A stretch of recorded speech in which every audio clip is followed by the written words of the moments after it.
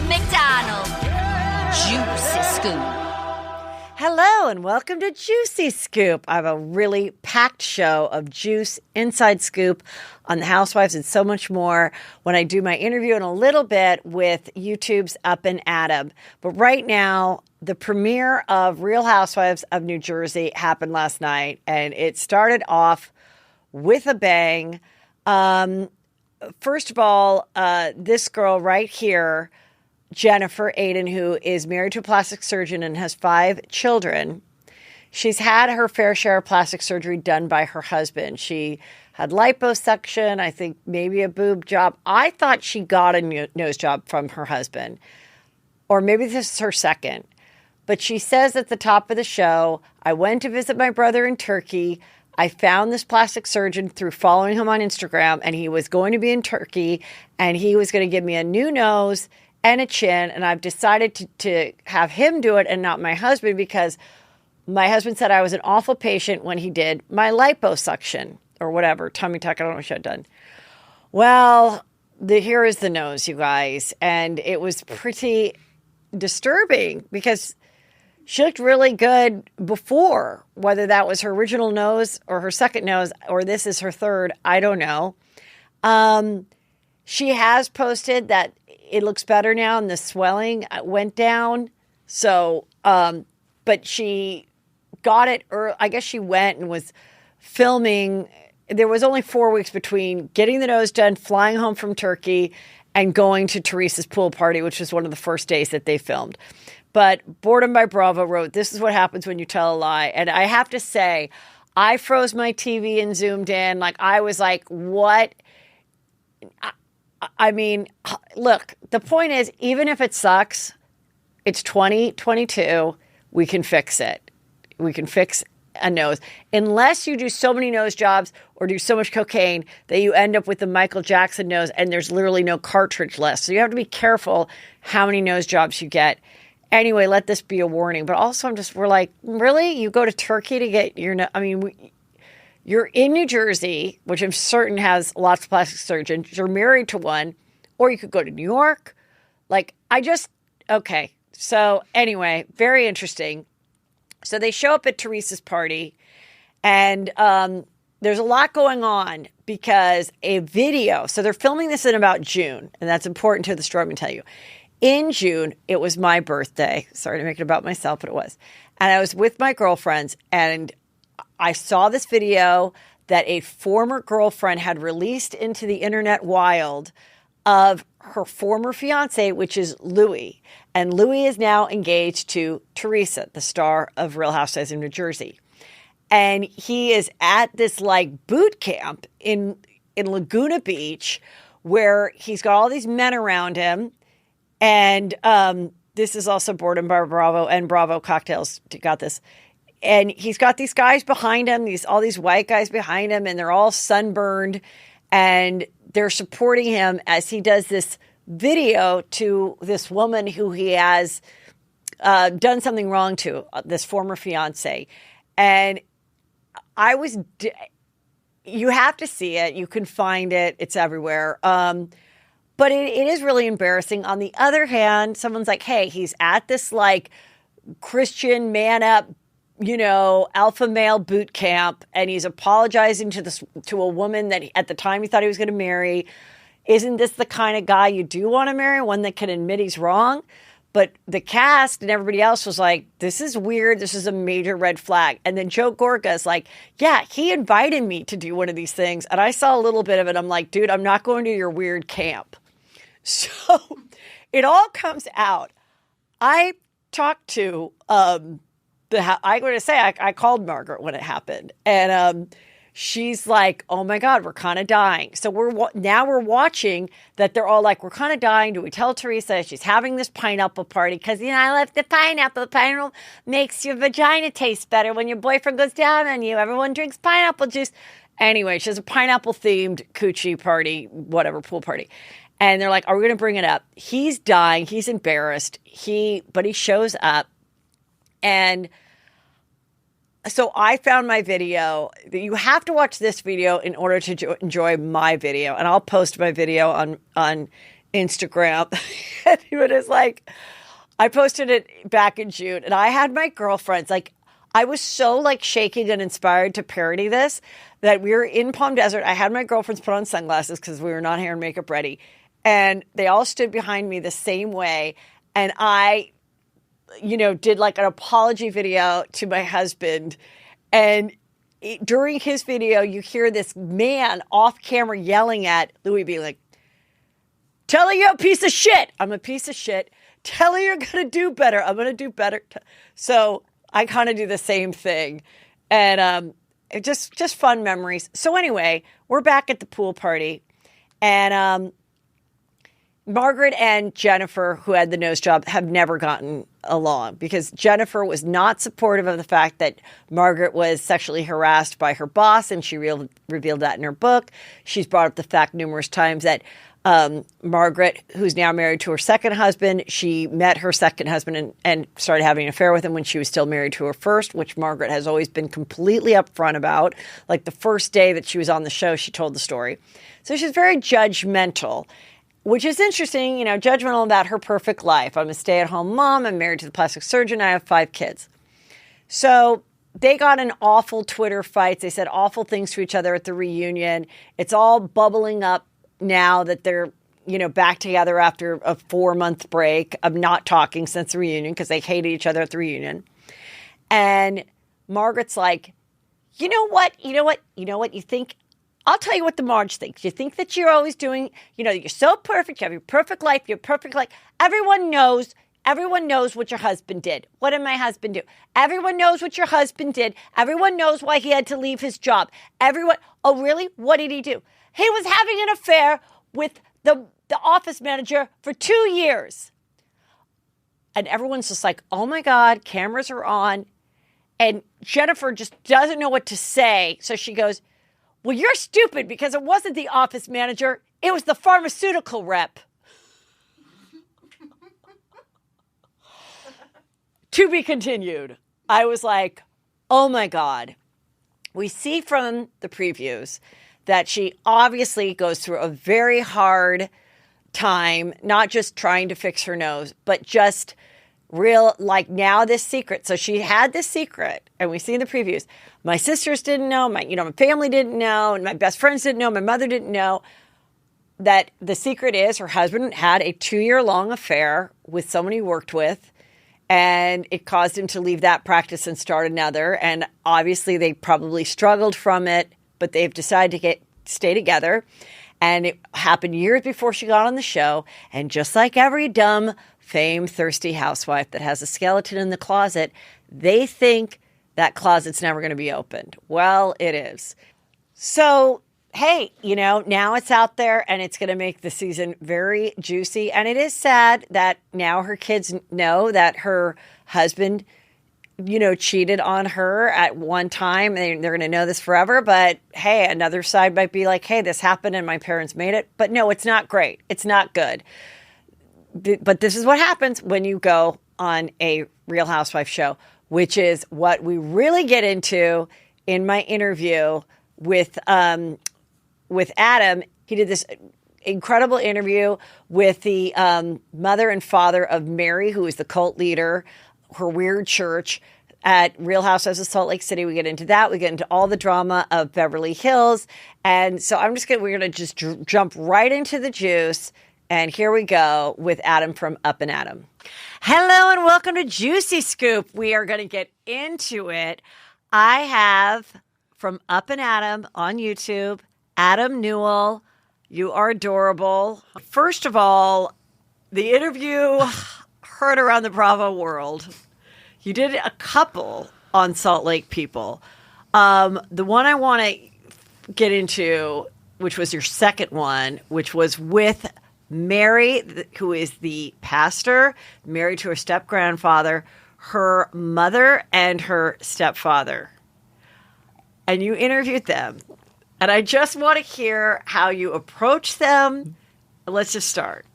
How this started was I originally interviewed Mary's cousin, Dan Cosby. And you were the first person to interview him. Yes. Then he went and did another YouTuber's, Sherelle's. I think he did a few. He did a few. But one thing I said about the cousin, because I listened to the cousin one with you, and then when I saw that he did a second one, he shared that he believed that Mary, who was married to her step-grandfather, was actually at one time having a romantic relationship with this guy Cameron, who came on Real Housewives of Salt Lake City and kind of said Mary's not a good person, and then he died. Well, to be fair, people don't know this, and I've never shared this on my channel.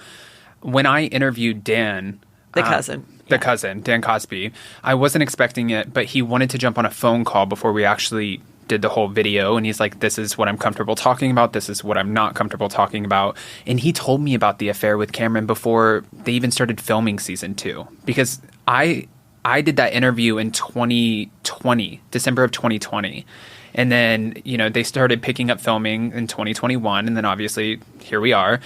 But he told me about Cameron, and he told me about this affair, and he said that he even brought it to Robert Cosby Sr., and that, he let Robert Cosby Sr. know, allegedly, right, that if you don't stop messing with people, different members of the church, and taking their money through their mortgages and having them refinance, then I'm going to expose what you guys are doing within your relationship, because everything's not perfect at home for you two. And I said to him, I get a lot of people who bring me scandal, and I got, audio clips of Cameron and then photos of Mary and Cameron, and people will send this to me, but I get scared to put it on YouTube. I'm like, I have integrity, and this man is not alive. So, God rest his soul. I don't know. I can't put that on my channel. But when it comes out, I'm like, oh, I don't know. So then when it came out on another person's YouTube channel, weren't you like a little pissed? No, absolutely not. I think it's for sure. I'd be a little bit like, damn, I had that a year ago, and I kept my mouth shut, because that happens a lot. I get a lot of juicy scoop too. Okay, so you talk to the cousin, and then how do you meet Pastor Mary's mother and stepfather and come to this home? So I actually contacted the cousin after we did an interview, and he, every once in a while will send me, like I said at the beginning of this, photos or audio clips that I'm not necessarily wanting to share on my channel. Mm-hmm. But I did reach out, and I'm like, do you know Mary's parents? And he said, well, Mary's dad unfortunately passed away, but yeah, I know her mom. I can give you her number if you like. And I was like, yeah, 100%. Give me the number. So he gave me the number, and I called her. It went straight to voicemail. And I was like, you know what? What am I doing? I'm crazy. Let me leave this poor woman alone. And then it was a week later, or maybe 3 weeks later, or something like that. But we found out that Mary did not show up to the reunion. And I was like, no shit, there's more to the story. So I looked in my text messages, and I called the number again, and she answered, and she's like, hi. And I said, hi, Rosie, because that's how he said her name in the text. I was like, hi, Rosie, my name's Adam. And she's like, up and Adam? And she knew she watches. And she's like, I watch you. And she's like, how was your dad's birthday? And I was like, what? So it was very interesting to me, but we had the best conversation. She's honestly such a sweetheart. And she said, I will do an interview with you, but you need to talk to my husband first. And I was like, oh, shit, this is another wall that I have to break through. Yeah. Okay. So she said, his name's Mark Cazares. Here's his number. And I called him, and he was – I always get uncomfortable. Like, I love talking to women, but with guys, I'm like, I feel like this is going to be weird. I don't know. Yeah, I'm just, socially awkward with them.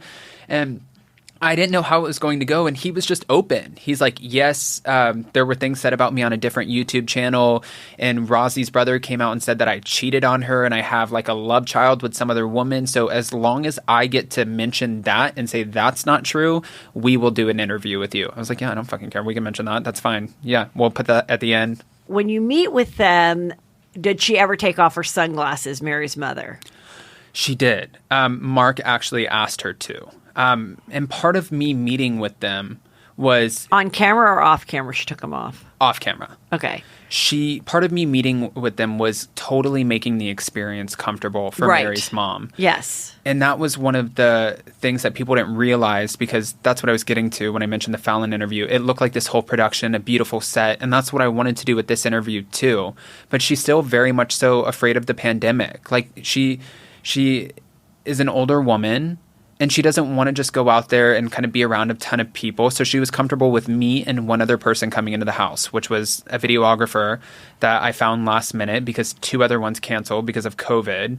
And I was like, I had 2 housewives cancel on me, 2 videographers cancel on me. I was only in town for 3 days, but it was a shit show. I'm like, this pandemic. And, you know, when I sat down with her, everything had to be kind of catered. Mark and I talked about this. Mary's stepdad catered to making her feel as comfortable as possible, which I was completely okay with doing. And I mean, I've talked about Mary's church. So if you guys aren't familiar with the show and you're listening, so she has this church that her grandmother started. The grandmother had a younger husband who was Robert, who on the show is Robert Sr., because after her grandmother died, he went to Mary, the woman Mary, who is on The Real Housewives, and they had one child together named Robert Jr. So she refers to him as Robert Sr. So he was about 20 years younger than her grandmother and about 20 years older than she.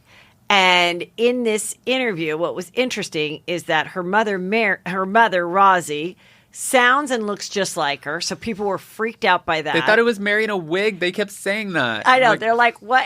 I mean, and she looks very young there, but same fashion, everything, and the same voice. It was crazy. And she goes on to say that Robert Sr., it was awful, and that he was pursuing her while her mama, who started the church, was around. And then the mama said, Never. What did she say? She said, "You better keep your house coat on because he's a freak." Yeah, doesn't this whole interview give you whiplash? I mean, I was like, and then the painting of Mama over the thing, and you were so nice because she starts to cry, Rosie, about her mom who died like 20 something years ago. And you're like, I'm a Cancer. I get emotional. I can't help you're it. Like, Rosie, I'm like, oh, God, he is really... Listen, I've interviewed a handful of... Let me have it. odd people in my life. Okay.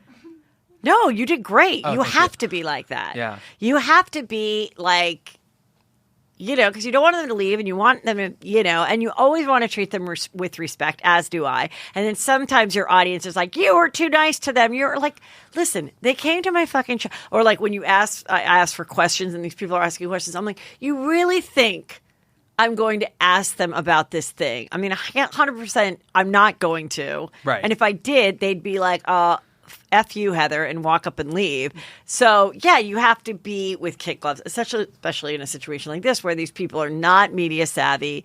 They aren't even on a reality show. I mean, reality show people aren't media savvy, but at least they've been in front of cameras for 2 years, like these.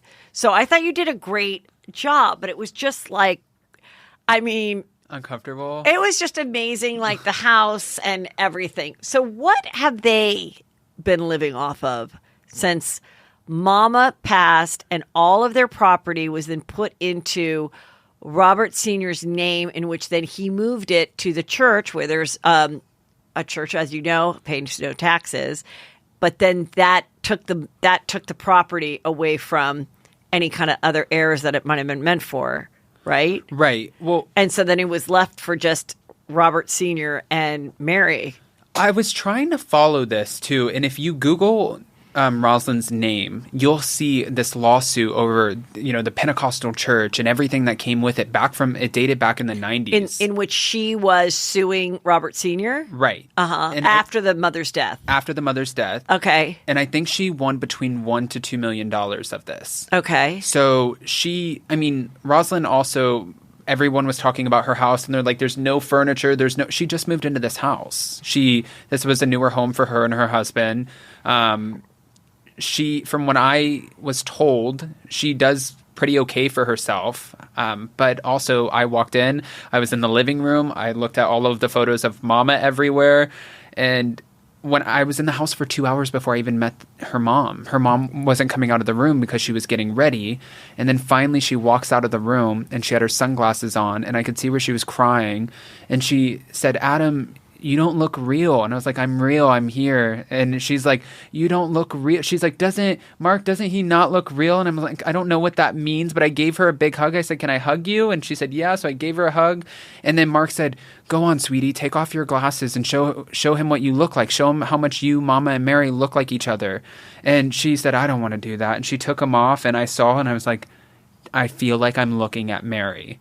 And it was just And so, in your opinion, and what was revealed is that she said that Mary really was a victim, that he pursued her and took her actually away from her family, put her in one of the homes and in a different state.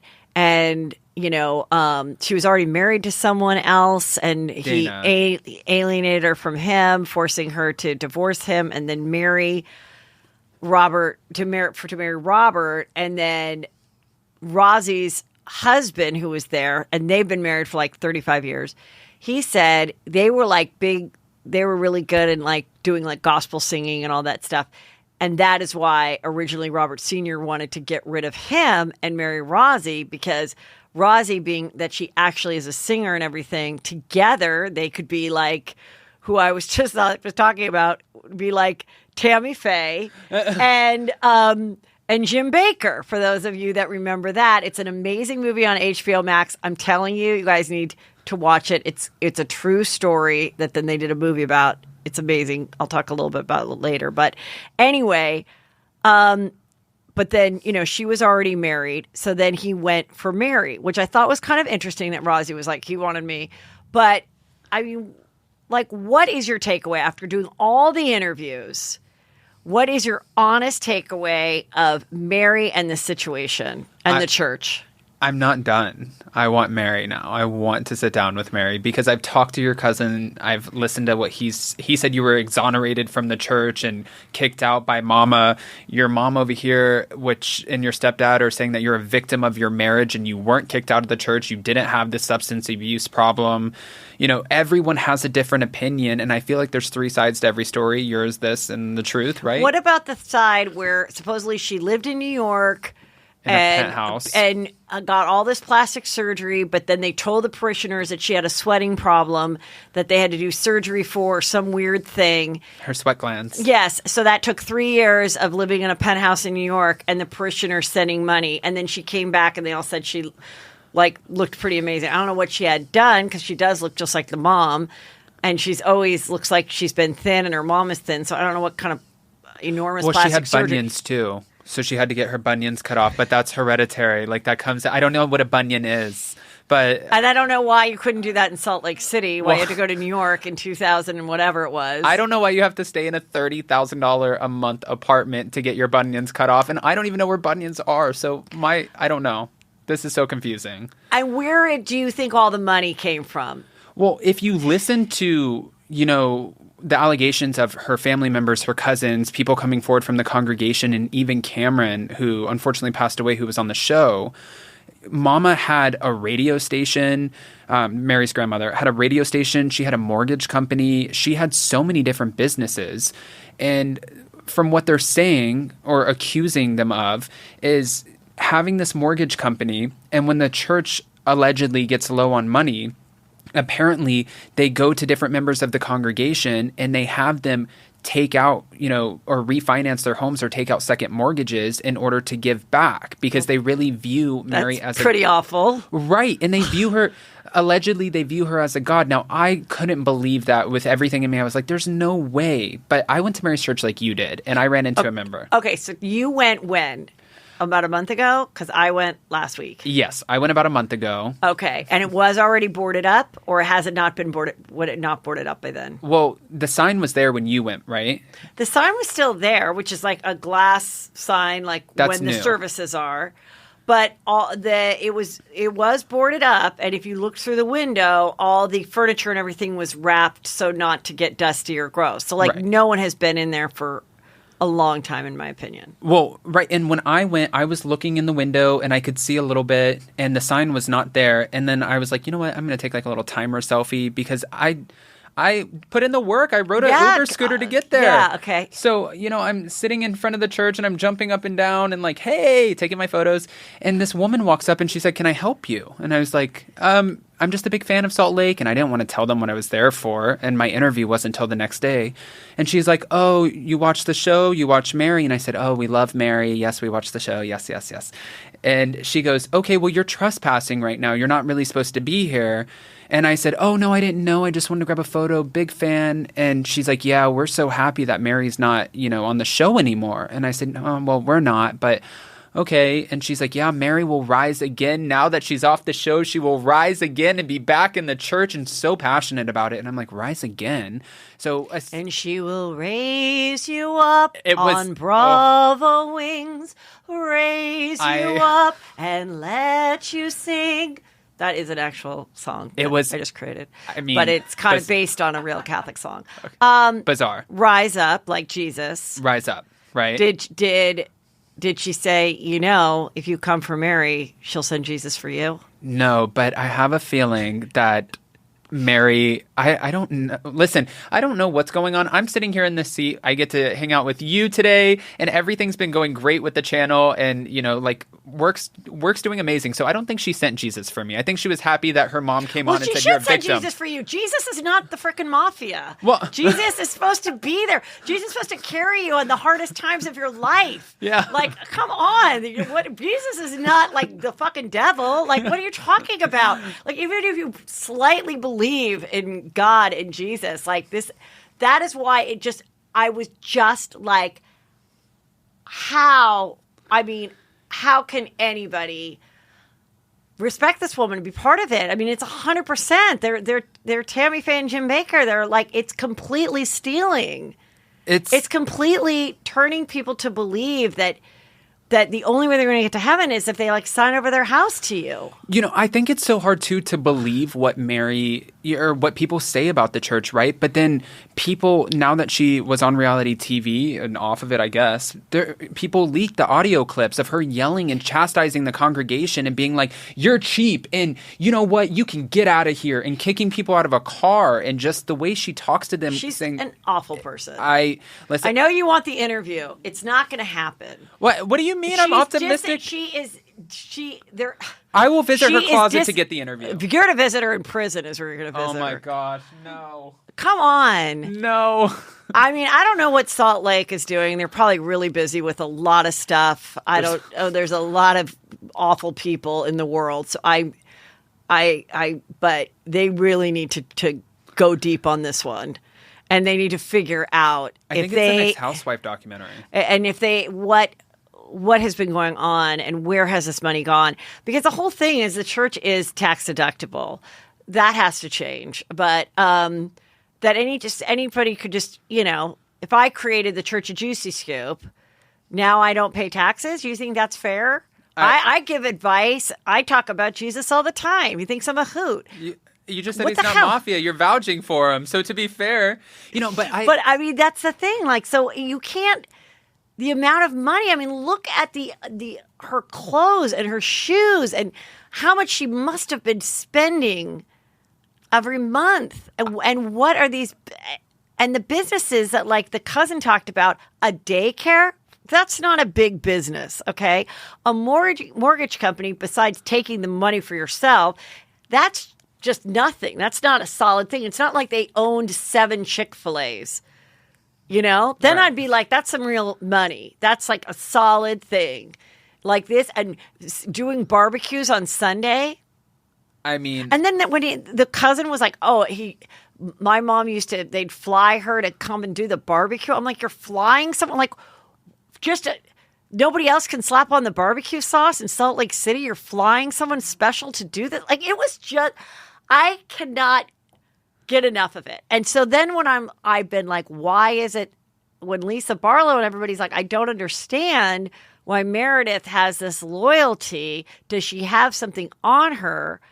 But, it could be, we talked about a little bit, just that Mary didn't have anybody else. And so Meredith might have felt, to be nice to her, might be nice to her, right.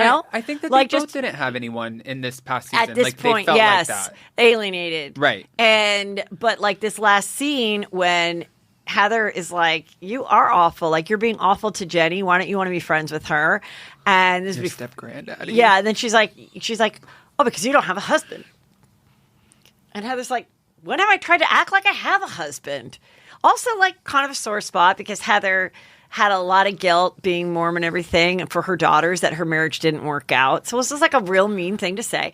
And that's finally Whitney Rose speaks up and she's like, all right, how are you supposed to be? Because essentially all religions are do unto others as you'd have them do unto you. Right. From the Muslim, Catholic, Jewish. Be a fucking nice person. Right. Okay? Right. She is the meanest, most cruel. And I've heard that she writes them horrible texts where she says awful things about their appearance and just super cruel. And they're like fucking terrified of her. But in the end, she's not someone that probably ever had a lot of girlfriends or anything in this church because she was always so above everybody. So in Weird Mary's defense, I don't think she knew how to like have interpersonal friendships. Like a girl's girl. Yeah, she was so not a girl's girl. She was so not a good time. When was she ever chuckling with them? Right. She'd say some weird things on camera that would make us laugh at home because we're like, that was freaking weird. But like, did she ever have like a Luth, like, you know, the other housewives sometimes would just die laughing or they do something funny or in every franchise. Like, they had she had not 1 ounce of a sense of a humor at all. No, she really is kind of her own quirky character on the show. She's definitely not a girl's girl from what you can see. But, you know, on the show, even Mark and Mary's mom said at one point when they were questioning Robert Cosby and like talking about the church that people were showing up to his work and threatening him like you better leave the first lady and the bishop alone. And people were showing up like saying, want some, get some. And I think who was saying that? To who? Mark Cazares, her stepfather, said that when everything happened with like fighting Robert Cosby in court. Oh, in court. Right, oh, that he was talking bad about Robert Cosby. Yes. And allegedly he was coming out of his place of work one day. And was threatened by the parishioners. There was 3 or 4 people waiting outside and they're like, what's up? You talking bad about the bishop? And he was like, there's like 4 of you. But I think that's what they're talking about on the show because they say in their minds they feel Mary could be scary or you don't want to mess with her because you don't know what's going to happen. If there's a whole congregation of people who might actually think that you are some sort of god or sent down and this is who, like, Mary will rise again, then yeah, people were willing to probably do some pretty scary shit on your behalf. Like, it would scare me. That's why I got out of there. I got on my little Uber scooter. I got my photos. That's why when I did my video, which went on TikTok, it freaked me. We were scared. And I mentioned that it wasn't a great area, which I got a lot of criticism for. It was a fine area. Okay, neighborhood. It was fine.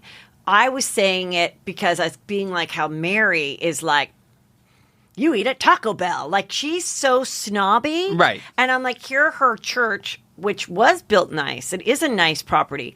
But she puts it in a neighborhood that definitely doesn't match the church, and then shows up, which the cousin said she barely really did show up. Like, it would be rare. It would almost be like the Pope coming to visit. Right. Because she wasn't there every Sunday.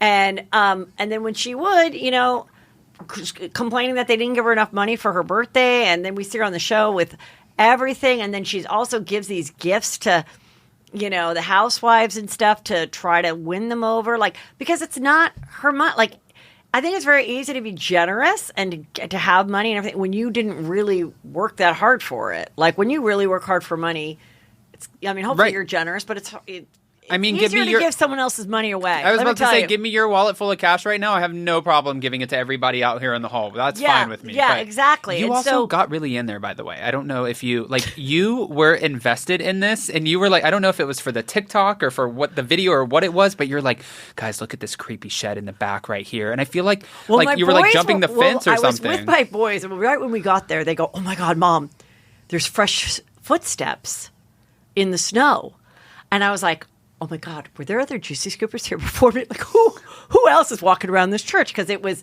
completely dead. Like, no one was there. Doors are shut. It's not like one person's like showing up every day to make sure or whatever. I mean, it's done. Right. It's not reopening. No way. Well, have you heard why though?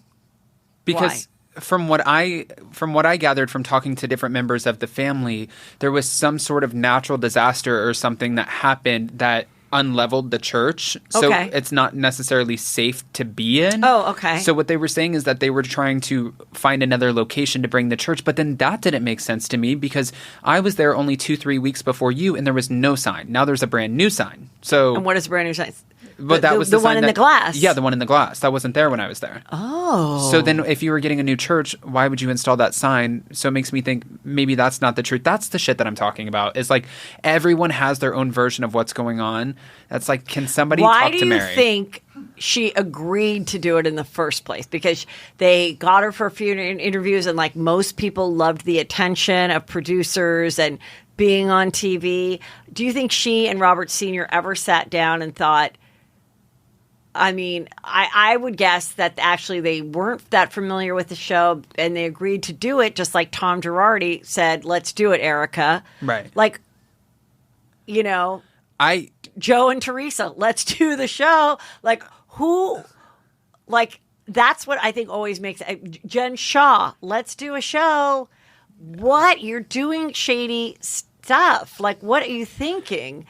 I have to quote Tamara on this from OC because she said it takes a special kind of stupid to go on a reality show. But then she's like, it takes a real special kind of idiot to go on a reality show when you have some crazy shit going on behind the scenes in your life. And for Mary, I never understood either. But her parents think it was because she's trying to shine a light on this, what they're calling toxic relationship with her husband. And maybe if enough people see and she can put it in front of the world, would help her get out. Which is a common thing that housewives do. They push to go on a show like this because they are not in love with their husband. And they're like, either one, I want the world to see what a dick he is. So when I do leave, I'll have a following and a life. Or B, I want him to see how mean he is to me, feel bad about it, treat me nicer so that we can stay married. Right. And I mean, I kind of think that was Shannon Bedore's reason for going on the show, and kind of both happened. And I think he did kind of feel bad, and then he came back and whatever, and then eventually they left, and now she's got this whole career, right? And that she would never have had. She never worked before it, you know, and so good for her, you know. But I think, yeah, I think people go because you're like, oh, why are there so many divorces? Yeah, you're right. Maybe that was the case. Maybe she was like, let me get my own thing going. But I'm just like, do you really think that you can like start another church in this day and age and find people that would all of a sudden just give you thousands and thousands of dollars? Like, it just like, I understand if you're already in a church, but to me, I just don't know how people are going to get new people. Maybe I've just seen way too many religious documentaries in the last 3 years. I think a good comparison here would be like, for Mary, she has so many, like the woman out front who was saying Mary will rise again. I feel like she has so many. What was that woman like?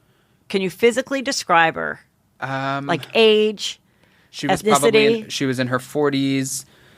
She was really pretty. She was a beautiful black woman with short hair, and she had a beanie on. I don't know, but she was great until she was saying you're trespassing, and I was super nice, like, oh no, that's not what I was trying to do. And then she's like, I'll take the photo for you. I even asked her, I didn't say this, but I asked her, will you take a photo with me? And she said no. And then she started getting in the subject of Mary rising again. But, you know, to your point that you said, how do you think you can just restart this church?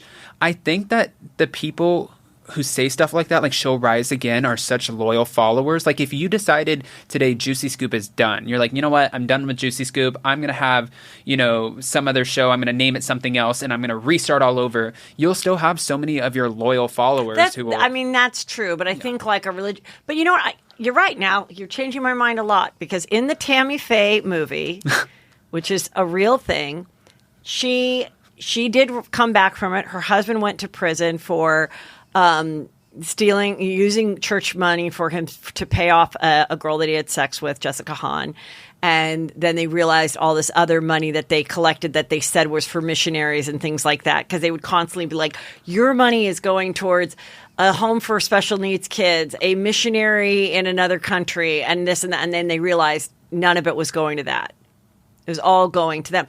But what I was saying, Mary never even talked about like, hey, my parishioners and I, you know, whatever, do this thing like in Africa. Like there was nothing. It was all just, what are you providing for everybody's money, for everyone to give you their money, except for you to live this lavish lifestyle and them to go to church once a week. Like there has to be more to it. Like I didn't even think about that. Yeah, but you're not talking about, not once are you using this platform to mention a charity. Nothing. I mean, every form. housewife has a charity. She didn't have a charity. Her charity was come to my church and I will go shopping. I went to Baptist church like 3 times when I was a teenager, and we even used to have like catfish fries where we would raise money and give it back to like, oh my God, we do Operation Rice Bowl. I mean, Catholic is, Catholic charities. And then if you're a wealthier parish, then you have a sister parish that they're always like, remember, this parish in this part of LA needs our help because their school needs, so then you'd give to your own church and then try to help this church that, is struggling in the archdiocese.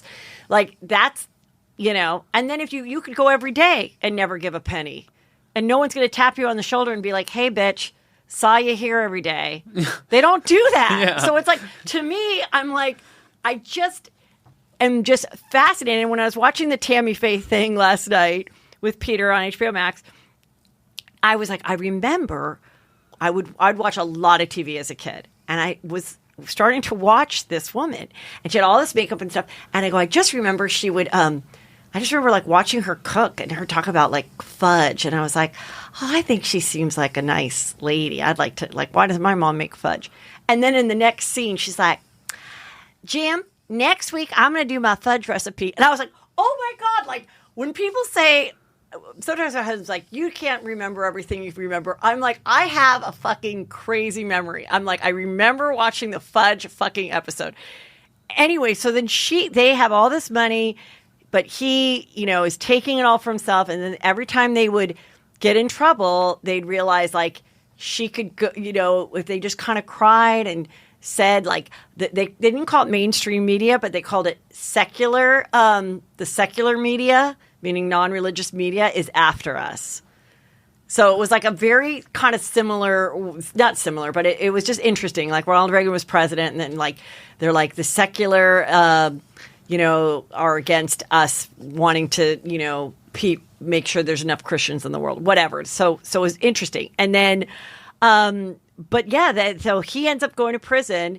He gets out, and then he did start a whole nother church. And then she got a talk show with an out gay personality because even though they were so against gays, she was like, had this guy that had AIDS on.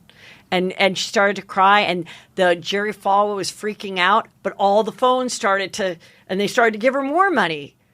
It's like she had an amazing, she did have a good heart, but she liked her diamonds and she liked her stuff, and she was not actively in the deception.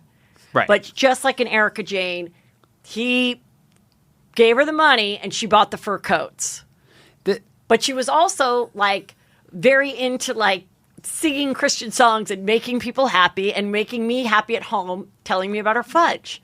But she was stealing money from people that gave it and were vulnerable, just like Jen Shaw. I don't know if they're brainwashing themselves or this is a commitment to a role where I'm going to play Mary Poppins and be like so sweet, but really I'm like, give me all your money. Like kind of like the difference is Tammy Faith did play sweet. Right. Mary is horribly No, she does mean. not play sweet. She does not care. She's like, I don't have time for you guys. That's what I don't get, because like every pastor, priest, whatever, not necessarily priest, because priest could be kind of mean, but like I feel like the Joel Osteens and those kind of people, whether you believe it or not, or if you think they're taking too much money for themselves, even if you never want to give them a cent, if you listen, it's kind of nice. Right. And it's kind of inspiring, and it is from the Bible, so like take what you want.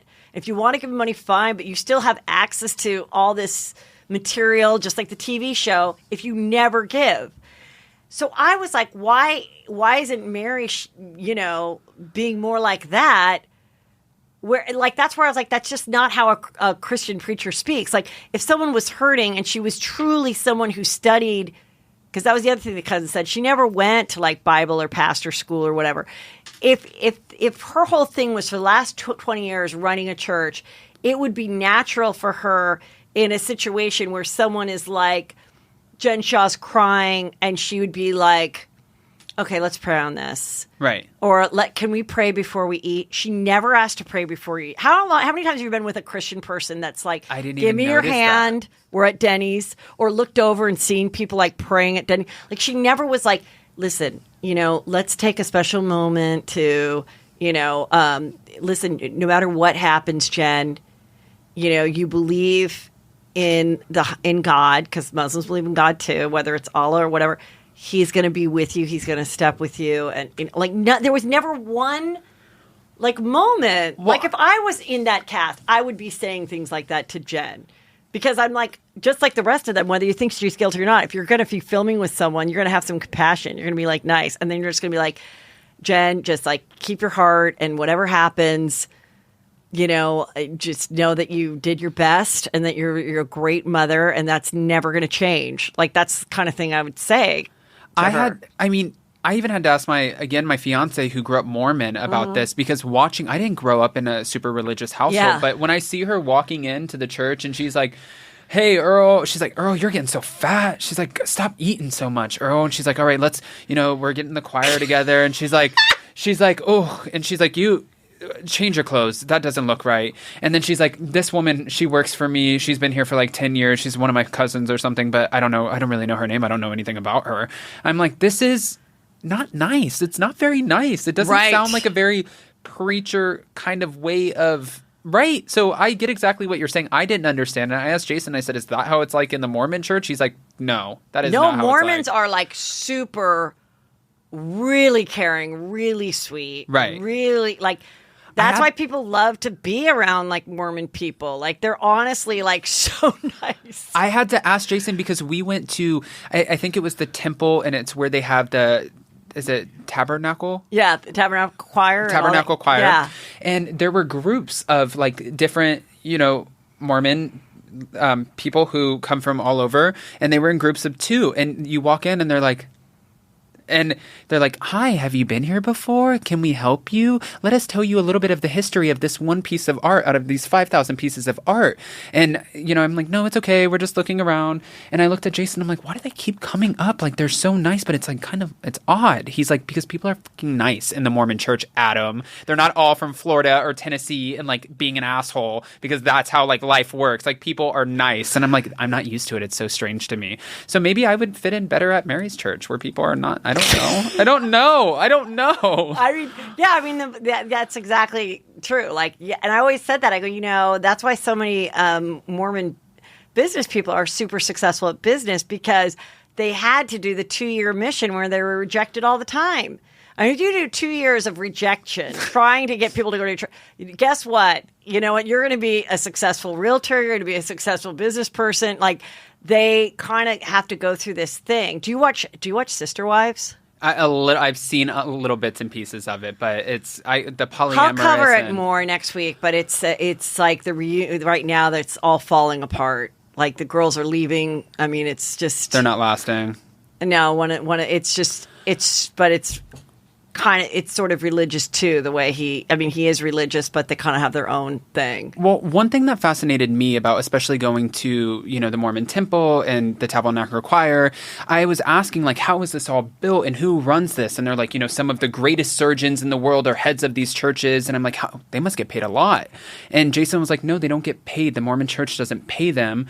And they all pay like 10% tithing. And so I was like, 10% of just everything, or every time you come? He's like, no, like, if somebody gives you a birthday card for $300, then you're giving 30 back of that $300 to the Mormon church. Or if you win something and you win $100, you give 10% back.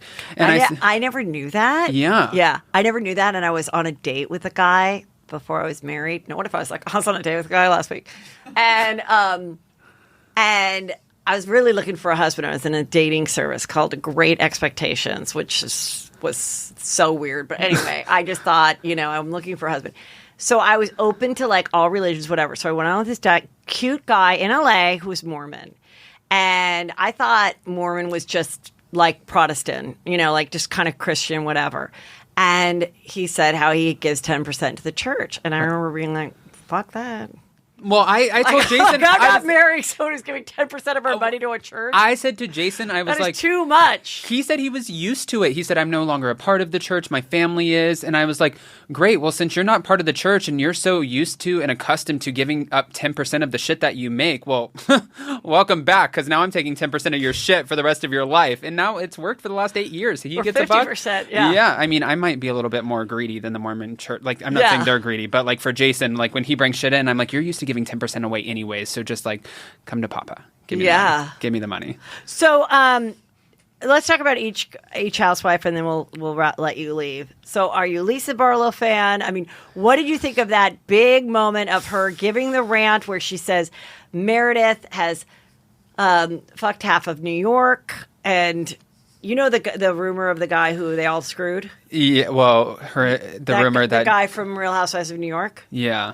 Yeah, I guess. Are you talking about Harry Dubin? No, it's not Harry Dubin. Ugh, I was about to say, we can't have any more This Harry is a Dubin. rumor, but it's this other guy that, if I showed you a photo, you might remember, but he was Ramona's friend. This is the rumor. And he's was in an episode or two. Not the crazy looking guy that was trying to do business with Ramona and Sonia, right? Not the one that that wanted the bar thing. Not the one tipsy girl. No. Okay. It's a different one, more recent in the show. Anyway, and that's the rumor. But that Jen and Meredith both had sex with him. Right. And Meredith is not denying that anymore. She's like, yeah, my husband and I were separated. I saw someone, and then she goes, but I don't know if Jen saw anyone, because Jen, is my understanding, she was on Watch Home's Life. She's like, as my understanding, Jen is, in a committed relationship. Monogamous. Yes. But Seth and I, made it no secret that we were dating other people. And, but Lisa Barlow saying that I've, slept with half of New York and had 10 boyfriends. I haven't even slept with 10 men in my life. So I don't know where she's getting that from. So I don't really understand. I still don't understand what their fight was about. I think this is going to be so It's hard. all because of the show. It's all because of the show, right? Like, it's jealousy. It's the way the show, emotions are heightened with cameras in your yes, face. And then you hear someone say this. Even if you heard someone say it and you weren't on camera, you'd probably end your friendship forever. But are they going to end their friendship? No, because they all have to be on the show together so that they can keep this train rolling. Right. But, if you... Now you know that your friend Lisa Barlow thinks you're a poser, thinks your family's not great, thinks your husband's not successful. And she can try to say, no, I was, heated, and no, I didn't know I was being recorded. But now there's stuff that came out today where fans and Meredith is agreeing, you knew you were being recorded. Right.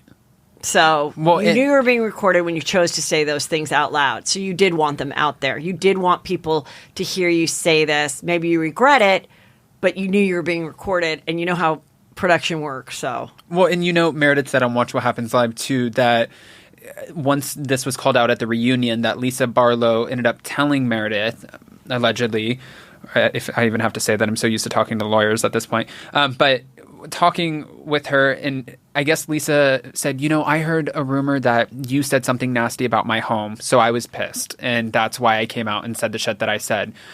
This one really threw me off, because when I met up with Meredith in Salt Lake, of course, you can't help but pick and prod, what's coming up, can you give me any details? No? Yeah. And she's like, stay tuned. And I was like, oh, fuck. Okay, so I'm going to stay tuned. And she asked, have you met up with any of the other women while you've been in town? And I said, well, I was supposed to meet up with Lisa, but I think her son or someone, unfortunately got ill, and she ended up sending her assistant to my hotel with bottles of Vida tequila. She sent Vida tequila to my place. See? Oh, okay. I don't, well, I no, do feel... No, you should feel... I thought that was very nice. I was like, God, I'm all the way, in Park City, up at Deer Valley. I'm like, oh, you don't have to. She offered, and I said, oh, you don't have to. I can... But, these are the restaurants I'm going to. Are they serving it there? I'd be happy to, order a drink, take a photo, whatever's what I was thinking. Yeah. And she's like, no, tell me where you are. And they brought a bottle. So then we went to the Ice Castle place and drank it at the Ice Castle place. It's so good, by the way. I thought it was great. I love her tequila. So, I thought she's very Nice. Oh, but she did contact me when the whole Jen Shah stuff opened up. That she was arrested in real life, not on the show. Right. Someone sent me something in which they shared.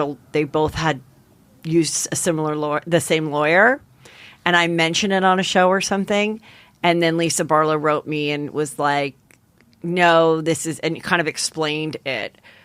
I think Lisa Barlow is completely not associated with Jen Shah's business or anything, but I think that's maybe why she was like calling all the lawyers, and she was like, "Do I have anything to be worried about?" Because if they shared a lawyer, it's just like if you shared an accountant with me and I just got caught by the IRS, you might be like, "Wait a minute.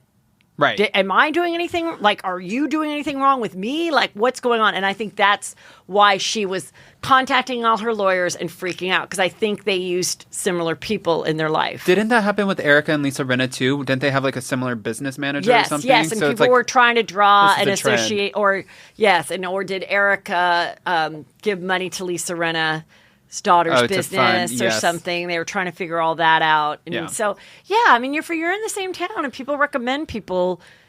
That might happen, but like that's why I think she was. I didn't even think about that, but that's a good point, because she called like all 18 of her attorneys and she was like, "Hold on," and she's like, "I'm going to dial the next one," and nobody really understood what she was doing, but that is a good. I think she was freaking out, and I really think she had I don't think any of them had a clue. But maybe Meredith did. See, I think Meredith did, because if you hired an investigator, that investigator, if he was worth anything, I believe probably was like, "Meredith, she's under investigation. Some shit's going to go down. I don't know when or what, but like, don't worry. This girl's going to get hers." That's what I think. That's my opinion. I don't think she necessarily knew that she was going to be arrested at the beauty lab, but I think she knew this was happening. Shit was coming down. Yeah. Well, I felt similar about it, but I was even questioning, how are you guys trying to put this on Meredith? Like, Meredith was the one who called the feds, and all of a sudden the FBI, Homeland Security, SWAT, NYPD, like a shitstorm is raining down on your life, but this was Meredith. And then I reached out to Emily D. Baker, because anytime I have a legal question, I always go to Emily. Yeah. And I asked Emily, I was like, could this be possible? And she's like, "Adam, there's no fucking way." She's like, "Because these are documents that are sealed, and they don't unseal them until the morning of, when they decide to do the arrest, because they don't want press or anyone to get out with it first, because that would give those people time to run. So they unseal them, and at the same moment that they're unsealing the documents the day of, that's when they like come in and rain down terror on your life and try to arrest you." Weren't some people that were associated with her weird business already like arrested and under suspicion? So she probably should have been nervous if she wasn't already. But just that information alone, an investigator could have gotten and said, "Hey, Meredith, there's people that have worked in this thing that are already, that are below her that are already arrested. So like, something's going to happen there." Right. Maybe not full-blown FBI arrest, but like, I think she probably knew something was going down. Maybe not that day, but... And she went to... I mean, it was public knowledge, too. Jen actually had to go to court for this years before, where they were... And this is... I'm going based off of my conversation with Emily, so kind of bear with me on this one. But where they were telling Jen, allegedly, like, this is how you're running your business, and there are certain things that that this isn't okay, this isn't good with us, you have to change the way that you're doing business. And from what I gathered from this conversation, they're accusing her of taking that information and just allegedly remanipulating the way that she did business in order to kind of continue on and make the money that she was making. But who knows? I get so much shit on my YouTube channel because I always say, Jen Shah, we're still in the United States of America, whether or not you think she's going to prison or she's not going to prison. I'm weird. Like I said, I'm a Cancer and I get emotional for people and their families. People get off. I mean, if innocent until proven guilty, what happened to that? My sister's a criminal defense attorney. I mean, if it's not... My sister's a criminal. So we're here. Like right, but like if you don't have every single thing, if somebody screws up in the investigation, or just like a cop screws up with evidence at a murder, you might get away with it. Right. So it's like, So if they don't have enough to know 100% she was, doing evil stuff. But It just I mean, scares me the again, I million- look at those closets and I know how much this stuff costs. And then buying the snowflake necklaces for everybody, which was probably like at least $3,000 each. And again, you're getting your money from old people that thought they were going to have an internet business, and Mary's getting hers from another person that thinks that she's going to rise from the dead and bring Jesus with her. No. To go to a lunch at a fancy restaurant and get what was it? What was the gift that she gave everybody? Was it the AirPods? Louis Vuitton AirPods or something? Yeah, it was the Louis Vuitton AirPods, and then the second time Jesus it was an is going to apron. come with Louis Vuitton AirPods. Yes. Yeah. Yeah. But what scares me for Jen in this situation is the fact that Stuart Smith, who we saw as her right hand on the show, changed his plea deal. I guess I just made my own word. Yeah. But changed that and accepted responsibility and said, you know what, I'm acknowledging that I knew what I was doing was wrong. And then her defense attorneys came forward and they're like, this is BS. Like, you guys are hitting us with over 1 million pages of documents that you're claiming to be evidence. We don't have enough time to go through all of this and kind of build our defense in a proper way. But when you say 1 million pages of documented evidence, like, that is scary as shit. Yes. Yeah. Right? Like, that's terrifying. So, I mean, the only way I think that she could get off is if there was a way that they could say, oh, she's Ronald Reagan in the Iran-Contra scandal and had no clue. And Stuart, the assistant that was feeding her a banana, or she was feeding him a banana or whatever, was actually the mastermind doing everything, and unbeknownst to her, which I don't believe that they can do. that's going to be, That's going to be but that's the only way. That would be the only way. Just like Erika not knowing what Tom did. That's the only way, is to just be like, yeah, I had no clue. Right. And therefore I'm innocent, It's scary. But in though. the meantime, she might as well stay on the show and wear a bunch of clothes and have fun. She has a $2 million retainer. You got to pay for it somehow. And what did you think of the Jenny thing? Do you have any inside scoop on Jenny's horrible post? Because going now, we know. I mean, I'm still confused in the timeline. So this was on her Facebook page. The page was never taken down, but she didn't really participate in it. And then she said, I had a social media person even before I was on the show. For what? To set up cracking videos for her chiropractic husband? Like, and then that person's like, oh, along with this, we're going to put these very controversial memes that are like strongly political on your page. I mean, and then that person, social media person, just said, oh, I was hacked. So she really did have a social media person. But and now the social media person is saying, I was hacked. The account was hacked. I'm like, I want to know who's on the payroll here, because I don't know if I'm buying the Chelsea's Adventures, which is her Instagram profile, now is completely private. She deleted the post that said, why did she call it Chelsea's Adventures? That's her Instagram name, is Chelsea's Adventures. Even though her name's Jen? No, the social media manager. Oh, okay. Yeah. And she came out and she made this like statement, and she's like, Jenny wouldn't do this. And the thing that got everyone here was the deflection at the end of all of their different statements. But she wouldn't do this. She's not capable. We got hacked. But the real question is, why did this come out after filming an entire season, doing the reunion? Who gives a shit why it came out or when it came out? The point is, you put it on your social media. Right. So it doesn't matter when it came out or when it was found. And the other thing is, you're saying you got hacked. Okay, we'll run with that. You have a social media manager. That seems to be the theme on the Housewives now. If you fuck up, you have a social media manager, and it was their fault. I'm going to blame everything on Jason one day. I feel it. Yeah. And I would never have shit like this resurface, by the way. But with her, they're all blaming like these social media managers and stuff, and I'm not quite following, because these posts were over the time span of 6 months. So were you hacked at one point, and then because in between the post you also see like, good morning everybody, happy Monday, hope everybody's having a beautiful day, and then it's like some really vile shit. And then it's like, hey guys, just took the kids to the park, and then it's some vile shit. So are you just getting hacked and then unhacked and then hacked again? Like, it doesn't make sense to me. I mean, my opinion is she probably felt this way at that time. Right. And her worldview of where she was raised, Long Beach, her age, being Vietnamese, living through the LA riots. I think, when this was happening, I think she came across it, and she decided to post it. Right. She may have felt differently afterwards. Right. She really might have. People do change their minds, right. and they do go, but she didn't bother to take it down. And I mean, I have liked something and been like, holy shit, let me unlike that right now by accident. I mean, I follow a variety of people of all different walks of life because I'm curious. I don't like their stuff.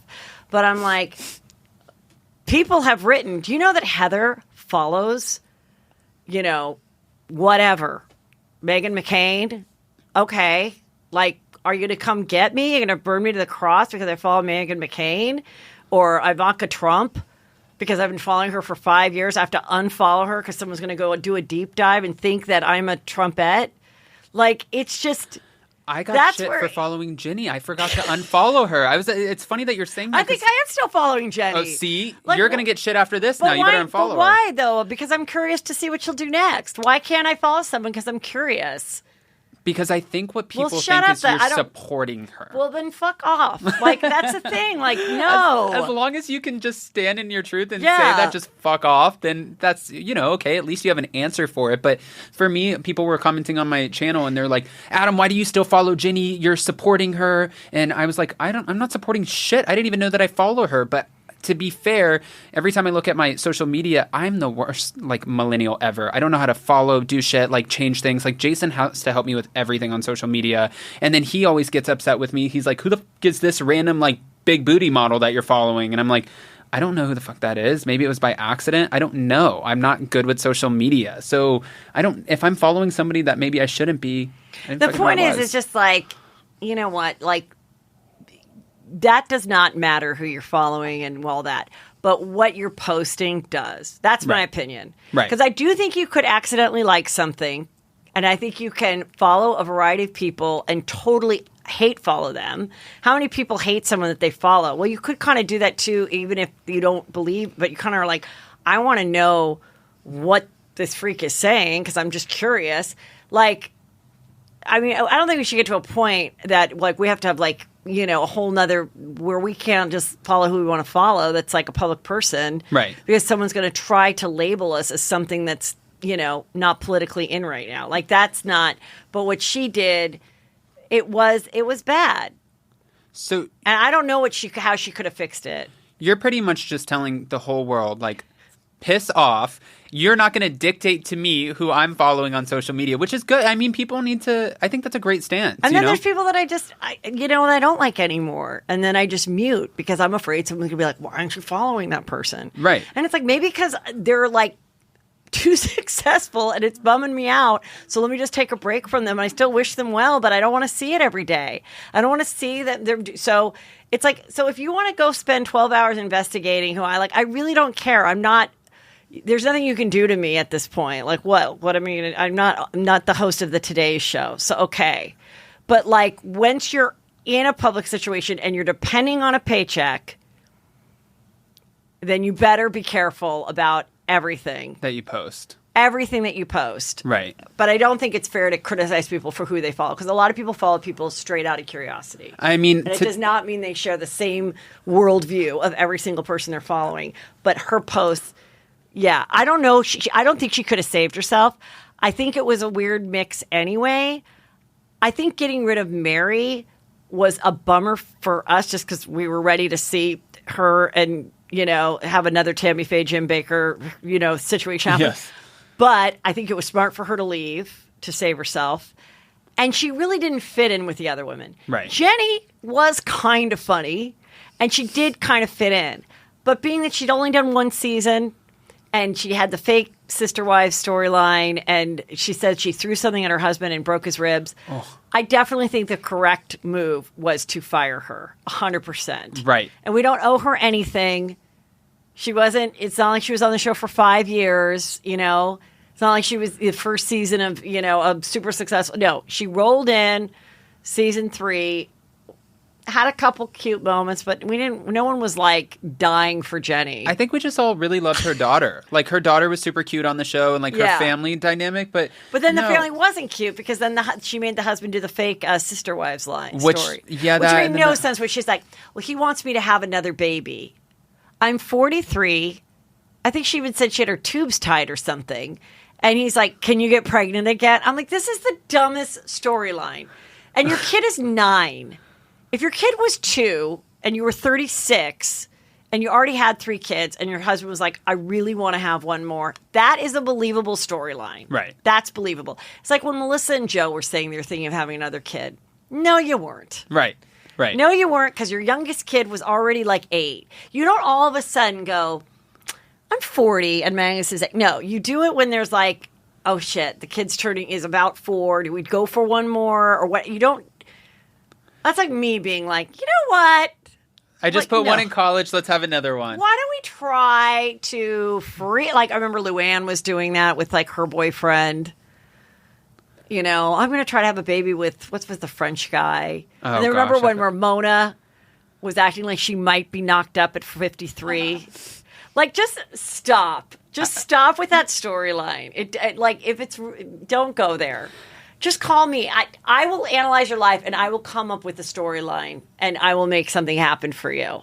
I mean, you don't need to create such a dumb one that the audience is going to see through. I also, though, before, like, these posts coming out with Ginny, I feel like the way she entered into season 2 of The Real Housewives of Salt Lake City, like, how do you stand out, right? At this point, you have one housewife who's being arrested with, like, every federal whatever, like, raining down on Salt Lake City. You have the other one who's running an alleged cult. Then you have these accusations coming out about Whitney's husband that came out for just a brief second. And then you have, I mean, like, how do you make yourself a prominent character in this ensemble cast and introduce yourself when you have all of this shit happening? It's like Real Housewives of Beverly Hills last season when Erika Girardi and the whole Girardi scandal came out. We didn't get to really learn anything about Crystal Kung Minkoff. None of the other women had storylines. It was just what's happening with Erika. And I think now that's what they're like leaked all this stuff of what happened in Aspen. And I think there is going to finally be some good juice. But I heard early on in the filming that they weren't really talking about Erika anymore because what's there more to talk about? But now with the earring thing and that all happened this weekend, return the $750,000 earrings. Oh, did you hear what happened on The Real? I saw that.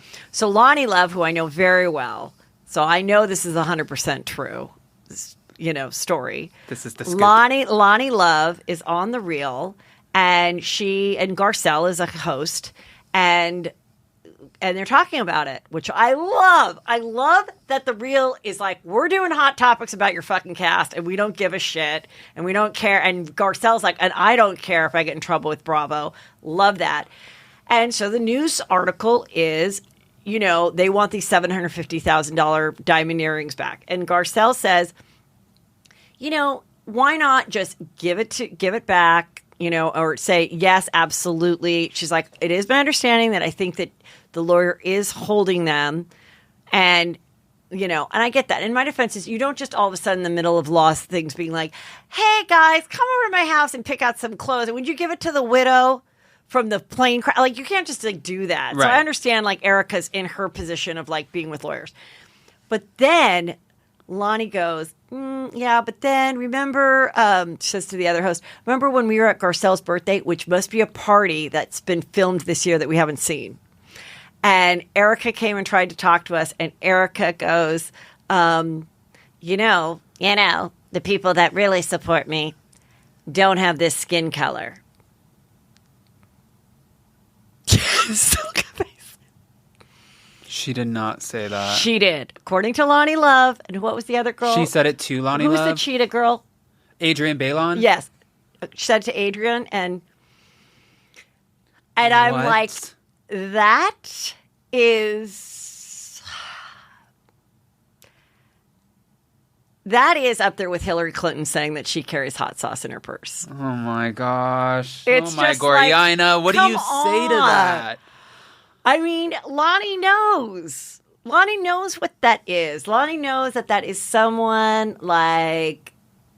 That's someone who's honestly not smart. What in your head would make you think that would be a good idea to say some outlandish shit like that? Because you're not that smart and you're thinking, I'm going to go up to these women because the women that come up to me and go, I got you, girl, are black women. So I'm going to let these black women know that, like, hey, that is what she's thinking. And she's not thinking that what that really means. It's like, that is not something. So you're trying to hold on. Let me break this down really quick. Yes. You're trying to break this. You're trying to say that, like, I get you because a lot of people don't understand that I'm being investigated and maybe the IRS is going to rain down on my life, and my husband has a ton of victims allegedly for embezzlement and fraud and all of this other stuff. But you get it. You get it because other women of color support me. So I want you to know the people that support me are women of color, and you're a woman of color, and I'm telling you this. She didn't throw a left hook right on the spot? Like, what?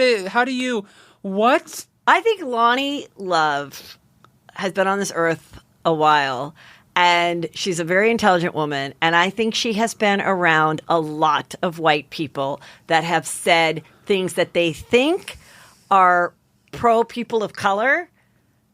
That is not. That is completely revealing your real thoughts. So you can show up as the most liberal person on the earth. You can give Gavin Newsom all this money. You can, they were super Democrat. You can be at a party for a fundraiser. And you think because of that, like, oh, we're girl, like it was. We're good.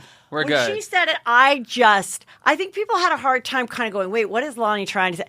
But I got it. And I think a lot of people understand now as I explain it why it's like, shut the fuck up. Like, what the fuck are you saying? I mean, that's because some fans walk up to you, really, and then you're going to lead with that? You're going to lead with that as you're talking to a woman of color who's a host of a show, who's an established stand-up, who's an author. That's how you think you're going to get Loni Love to, like, be your friend? And to be fair, I don't know if Erika doesn't realize this. And I know she watches you, but I don't know if she doesn't get this, but most people don't fucking understand where you're coming from or anything going on in your life, because most people don't have $40,000 to $50,000 a month in glam and who are married to a man who was allegedly doing all of this shit, but then you were flying under the radar because you wanted to file for divorce on, the election day, but then he fell off a mountain in snowy Pasadena, and then all of a sudden the house was burglarized, he has Alzheimer's, dementia, and you didn't know shit. I've been through a lot. Tom's house was broken in last night, and he confronted the robbers, and then there was a snowstorm, and my son went to go see how he was doing, and then his car flipped 5 times. And, I've been through a lot. And then the other rumor is that, this is all people, hearing stuff at restaurants in Aspen, and that Dorit and Erika left in a huff. And that Lisa Rinna was saying that Erika is on 2 antidepressants and drinking too much. So she was kind of doing her intervention storyline, like she did. Pill bag. Yeah, like she did with Kim Richards. Remember? Right. When she said she's near death. And then she got pissed, and then Erika was so pissed that then Erika revealed to the table. And you know what, Dorit? People don't believe that your robbery's real. So we're having another thing where people was questioning that robbery. Well, especially after the casino debt was paid. Yes. Yeah. But if you had a casino debt and you got robbed and you got your insurance money for the stuff, you still should use that money to pay off that debt. Right. So it's like, yes, did we pay off the debt from the insurance money? Yes, we did. We didn't take that insurance money and rebuy all my jewels. Right. But that still doesn't mean that the robbery didn't happen. Well, to be fair, too, that the robbery wasn't orchestrated, that it was a full-blown real robbery. There was a point, though, that it was... I mean, obviously, the robbery was orchestrated on behalf of the robbers and whoever... Yes, the robbers planned to go there, yes. Right, but for this situation, could somebody have owed somebody money or something, and somebody higher up could have sent them in and been like, okay, well, we're going to take them to the bank. Who knows? But I never personally thought that this woman, as a mom, because I'm a mom of 2 naked little cats and, my dogs, and I'm good. And I feel like there's no way in hell she's going to put her kids in the position to witness 3 men coming in. Like, that would terrify you. That would traumatize her kids for the rest of life.